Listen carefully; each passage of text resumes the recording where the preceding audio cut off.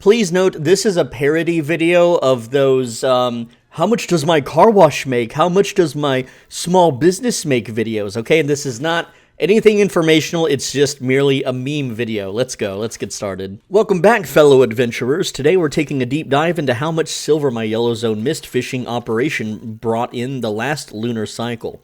Time to gather the bounty from my enchanted bait boxes and share some veteran tips about life as a mist angler in Albion. So let's get started with the bait boxes. My legendary rod, a prized tier 8 masterpiece, was acquired for about 425,000 silver, and I tacked on another 80,000 silver for upgrading my fishing lodge and restocking with special journals and rare bait.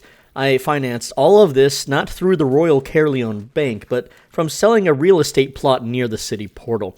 There are many ways to get set up as an elite fisherman, clear old stashes, strike up a deal with a guildmate, or even hustle through the market by getting a loan. In my case, I didn't bother with complicated guild financing. Many market traders are a bit too slippery for my taste. When you're considering your first mist fishing spot, remember, there isn't just one way to fund the adventure.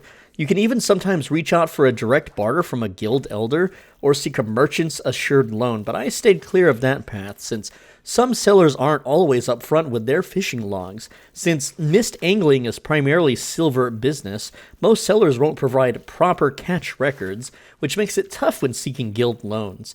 The merchant's assured loan will want catch journals and market logs, and most previous owners just don't keep proper data. That's why I went with traditional funding. My bait boxes here, well, when I acquired the camp, they look a touch weathered, but honestly, they work just fine. A couple needed new runes, maybe about 50 to 100 silver each, so I went in and replaced the runes, and now they have excellent pull for even the gnarliest catfish. I would have invested 2,000 silver per box, bought all the new enchanted ones, but it wasn't worth it. Anglers here care more about the catch than shiny gear. When you're fishing out in zones that skirt high-risk areas, you have to ask yourself, should you overhaul everything or just patch up the essentials? For me, my camp was nestled between low-tier gather routes and high-end black zone portals. About 70% of my fellow fishermen are from the more modest outlands, so splurging on visual upgrades wasn't worth it. I focused my silver on the front side of the camp, new signs, useful upgrades, and as many bait box functions in the pools as possible. That's where the bulk silver comes from, not the side stations. Even though bait boxes don't cost much to operate, they aren't the main moneymakers. The real silver is the enchanted pools. Upgrade those and keep adventurers fishing longer each trip. One big upgrade out of my budget this year, enchanted air dryers for fish. They would have cost 3,000 silver each, including labor if only the craftsmen worked faster, and could boost revenue by another 15% annually, 37,500 silver extra if you keep pace. But with 8 pools on site, dropping 24,000 silver on dryers just wasn't a priority. At one point after adding an enchanted autofisher, I chatted with other mist anglers who installed autofishers in red zones. Listen, Albion devs, I am doing a parody. I'm not talking about botting. I do not bot. They suggested bait stations with free food to compete with mist dungeons where everything is included. But after switching my bait food for free, I tracked the silver and found my automatic fishing. Again, SBI, I do not bot. This is a parody video of how much money does my car wash make? Didn't make up for the loss elsewhere. So back to charging for those consumables. Now, every silver earned from bait boxes is tracked separately from the enchanted pools. I stopped running free stations since my demographic just didn't support it, and my new autofisher, again SBI, don't bot, didn't outweigh the loss. Hard to say if my switch bought in more adventurers. The numbers weren't clear, so I reverted and tracked every copper earned. Up to now, the bait boxes bring in about 1,500 to 2,000 silver a month, just from mist zone fishing. Time to run tokens and fish loot through my sorter to tally things up. Sorting fish tokens from the regular silver is a grind, but it's necessary. The tokens can't be counted towards the revenue, since they just circulate in the market. Cash earned is tracked direct from the catch. The main annoyance in a silver business like this, always dealing with tokens and loot drops. At my mist camp, the breakdown is about 30% silver from the loot, 30% fish tokens, and 30% barter and rare catches. So whatever round is taken, even in high credit markets, there's still physical loot to organize. Some royal exchangers want everything precisely sorted. Luckily, mine just waits in bulk, though it's still a pain. In contrast, detailed record keeping actually helps come tax season with the royal bookkeeper. For me, every bit of my income is tracked across cash journals, loot drops, and consumption logs. So if anyone wants to buy my camp, there's never any suspicion about my silver tally. In my particular zone, fishing spots like mine trade for about 4 times the annual gross earnings. So if a camp brings in 200,000 silver a year, they can sell for 800,000 silver. Tracking expenses is essential. Keeping the business longer requires less fuss, but prepping for a sale means squared away records for buyers. Back in the mists, it's time to tally the catch. Swapping out the bait, shaking off the water from my gear, and heading to the storage chest. I start sorting out the tokens from all the recent expeditions. Sometimes mist tokens come mixed in with regular silver and barterable fish. Splitting them is tedious, but necessary for honest records. Each missed fish token represents a special catch, but only the silver from direct trades count as profit. Tokens themselves just cycle back when sold to other adventurers. First, I run all the tokens through the counter. This recent haul for my bait traps is worth 517 silver, and that's tracked as pure bait camp revenue. Every time, the main irritation is shifting all these tokens and stacks of loot to the exchange. Albion coin and tokens may be bulk silver on paper, but handling it feels like filling up your inventory with stacks of rough logs, catfish, and assorted catches. Operating a mist fishing camp means you deal with loot in all forms. At my spot, things break down to about 30% silver from loot, 30% from fish tokens, from catches, and 30% bartered rare fish. No matter what you do, even if you set up and accept only credit scrolls in town, there will always be inventory management. Some merchants require you to sort everything perfectly. Others, like me, let you drop your catch in as long as you record it all while prepping for tax season with the royal bookkeeper. For me, keeping track of everything, how many fish, how many bait tokens, how much silver, means if someone from my guild wants to buy the camp, they'll know exactly what the place is worth and won't be wary about missing loot. While setting up your records isn't fun, in Albion's tax system it'll save you trouble down the line, especially if you're trying to sell a profitable outpost or fishing franchise in the Royal City. In my zone, rare fishing camps trade at roughly 4 times their gross annual haul. I already read that part! Why is it repeating? If the records are clear, planning for an exit, or passing the business on to a guildmate, keep files of everything. How many enchanted rods broken, how many journals filled, all the rest. The fish tokens and coins are finally sorted. It's not glamorous, but necessary. As I run the quarter fish and tokens through the counter, I get the full number 2,395 tokens from this Dude, who the hell says Fortnite? I'm not reading that. Coming out at 598.75 silver in today's exchange. Next, loot from the enchanted pools, 1,900 tokens worth another 475 silver. Finally, tally of the actual direct barter and trade for the month is nearly ready. Before heading back to town, there's one last stop, the silver pouch in my camp's chest, where I collect all cash for bartered rare fish and market swaps. Custom tokens are a hidden moneymaker. Each cost 52 silver to produce, but plenty never return when anglers buy more than they use, pocketing them for luck. Lost tokens means bonus profit for a savvy camp owner. Each stack is added up, and everything is packed for tallying in my town quarters. So for the month, from all sorted loot, tokens, and camp deals, the run-up is just about set. If you're following along, remember, split your loot, never double count tokens, and always check the bill dispenser for those special camp events. Alright, anglers, we're back in my town quarters to count the loot and tally the monthly silver haul. After sorting through all the bait box tokens and enchanted pool tokens, plus the barter logs and rare fish sales on the market, here's what I got. First, the direct loot and barters are tallied up. Previous collects from Fortnite's trips add up to 11,968 silver. The freshly counted loot in my bag adds another 1,568 silver. That brings our subtotal to 13,534 silver just from direct fishing and barter. But we're not done. Remember, we also manage credit scrolls used for enchanted auto-fish. No! Listen, SBI, I don't bot. There's no auto-fishing. Don't auto-fish, don't bot. Don't fish bot. I don't fish bot. This is a parody video. I'm reading a script. I don't bot. And paying adventurers who fish our camps. Listen, this is a parody of a car wash video. When it says auto-fishing, it means like an automatic car wash, the kind that you drive your car through and it scrubs your car for you while you sit in the car and do nothing. That's what it is. This is a parody. I do not cheat. I do not bot. Two separate providers handle these scrolls: the Guild's NYX reader for pool payments and World Pay for automatic. Nope, no automatic. I'm not reading any more automatic script. Last month, credit scroll revenue for the pools totaled 5,696.25 silver, bringing things to 19,230.25 silver. The scrolls used for the auto...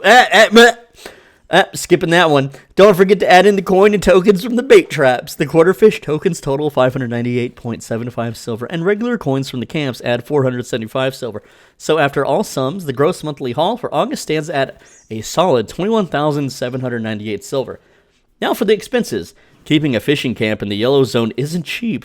Utilities alone, running water from the nearby stream, energy for... and firewood for drying racks cost around 1,000 silver for water, 400 silver for energy bills, and 200 silver in fuel and supplies. Bait, rod repairs, and hiring a daily apprentice to keep the camp clean and run errands are also part of the monthly cost. All that tallies up to a total expense of 6,829.32 silver. Subtracting the expenses from the gross revenue, and after paying the monthly maintenance fee for the camp's land deed, the net profit comes to a respectable 11,342.19 silver. Not bad for a month spent fishing in the Yellow Zone Mist during the season where it's still actively slowed to a bit due to high heat and citizens tending to return to town for harvest season. Still, 11,000 silver net per month makes a solid passive income, especially when stacked with good market sales or good bonuses. Thanks for sticking with me through this tally. For those considering setting up their own mist fishing operations, this should give you a real view of the numbers behind the teams, bait, and tokens. Wondering if this was a lot of silver for a Yellow Zone fishing camp? Drop your thoughts and questions in the town square chat or the guild board. Dude, I hate watch these videos. Like, it's like, how much does my business make per month, per year, right? And they always open with, oh yeah, I bought this car wash for $400,000. Dude, no normal person, no regular person will ever have that amount of money ever in their entire freaking life. Not a single person watching my entire YouTube channel will ever have that amount of money just in their bank account to buy. Okay, and I get it. These people, they take out loans and stuff.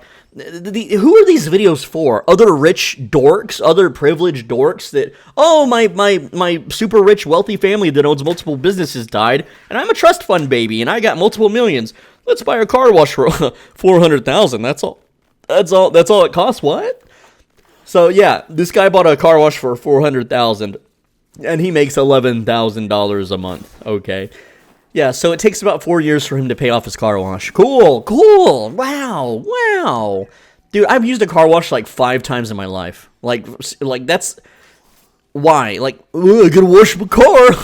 Just wait for it to rain. Just wait for it to freaking rain, dude. Anyway, there's been an influx of fishing videos lately, and they're all wrong with how much silver they generate. And here's the problem. Like, Yellow Zone mist fishing, how much money does it make? Well, one... the presenter has premium, and most people don't have premium. So, yeah. Secondly, when they're starting the timer and stopping it when they're in a legendary mist, or it doesn't even have to be legendary, just an epic mist will get you to tier 7 sometimes, not every time. And it's like, oh yeah, yeah. And then some of them are doing the technique where you throw away fish that clearly aren't a pure mist snapper, I guess, right? And some of these people have such high specialization that, like, you would have to buy, like, 2 billion silver worth of fish to get that kind of specialization level. I'm not joking. Also, there's apparently a fame bonus week because the player count is so dead. The new player count is so dead that they're giving us a 25% fame weekend. And all the people in the round table knew this was coming, like, weeks prior. And you know what they did? They bought up all the fish, and they've relisted it for about 25-30% more. Now, normally, my channel members are the ones that do this, and they kind of manipulate the fish economy. Because it's just a weekend, I don't think fish are going to sell that well. You know, whenever it's a fame week, a whole week of fame boosting, then people usually whale out for fish. But right now, the fish price is too damn high. And all these gathering channels, you know the ones. They're like, yeah, fishing, dude, fishing is so good now. Wow. No, it's not. Fishing sucks. Fishing is terrible. They're just pumping these videos so that you will go out and fish and over encumber the market, so fish prices are cheaper and then chefs can make more money. But, you know, chefs shouldn't even be making money anymore because you just make a focus alt, and then you can focus craft any cooking food you want, really. Channel members know more about how to do this. So if you want to learn, become a channel member, whatever. I don't know. This is just a stupid for fun parody video. I don't know what kind of videos to make in Albion anymore. There's literally nothing to make. The game's dead. Everyone's views are down across the board. Even outside of Albion, like, just gaming in general is down. Like, if you go to Twitch and you look at gaming versus non-gaming, like, you know, viewership, it's, like, down 30%. It's brutal. Brutal, bro. And I'm not, again, not just Albion, but all games. All games. Right? And then there's another thing I want to talk about since I just have your attention here is that, a certain game that has the majority of the player base, I'm not going to say what it is, they're being attacked by a bunch of legal dorks. You know, the ones, the internet lawyers, they're being attacked by, like, Congress women and stuff, and this is a game, this is a game, it's the most popular game in the world right now. It's played by the most people. You probably know what it is. I'm not going to tell you, but you know what it is. And this game allows absolute freedom of expression. You can make a game about anything within this game, and other people can play it without restriction, without any kind of anything. And right now, there's a big attack on it. They're like, oh no, the kids are in danger, oh, the predators are going to get home. But the reality is that this one game that has the majority of the player base is so free and so, like, you can build whatever you want, do whatever you want, play whatever you want, that it threatens all other games. And so, you know, those other games have way more money, and they're coming for them because they don't like the freedom that game gives. So this is an attack on gamers' freedom. It really is. And I hate to see it. I'd love to be a bigger YouTuber and you know, actually, like, you know, butt heads with these other big creators that are all for this game getting shut down and regulated and controlled. But I've went off topic like 3 times now. I don't even know what this video is. The background footage is just me fishing in a yellow zone mist, showing that after like 45 minutes, you only make like 500K an hour. You can make more than this in a tier 4 and tier 5 blue zone, honestly. Not even in the mists. And yeah, if you get lucky and you get an epic or a legendary, you can make more silver than this per hour, but without premium, you're not pushing 1 million. You're just not. And then unless you have the tier 8 laborers to mill your fishing journals, you're just not gonna make as much, and it sucks. I hate that people are pushing this content, but what are you gonna do? I mean, what can I do? I don't know, man. I don't know. I don't know what to do anymore, man. My YouTube channel's dying, bro. There's just nothing to play. There's nothing to play, and, you know, in 10 years, like, you're going to be able to ask an AI any video game question you want. What's the best Albion build? Where's the best Fame Farm? And the AI will snap its fingers and give you the answer. So people like me will be replaced. Hopefully there's a meteor or aliens or a deadly virus or something that wipes us all out before then, because I don't want to have to scrounge, you know, in the trash until I get sick and die. Whatever. That's the video. Thanks for watching. Mwah. Kiss on your forehead, and go watch another video. And if you don't like it, there's a video on the right side of your screen. Go ahead and click it. If you do click it, then you're gonna get all green lights the next time you go for a drive.